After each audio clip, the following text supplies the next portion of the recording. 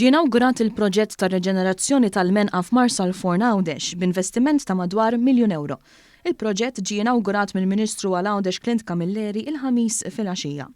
Fost ix-xogħlijiet li saru hemm tibdil fis-sistema tad-drenaġġ tal-ilma u servizzi ġodda ta' komunikazzjoni. Wieħed jista' jinnota wkoll pavimentar ġdid quddiem l-istabbilimenti kollha fil-Menqa u rikostruzzjoni ta' parti mill-ħajt tal-moll.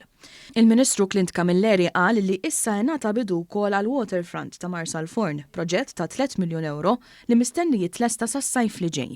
Fost l-oħrajn dan se jara l-introduzzjoni ta' mezzi ta' trasport aktar favur l-ambjent u promenad għall-mixi biss, bl-eċċezzjoni ta' vetturi illi jagħtu xi servizz.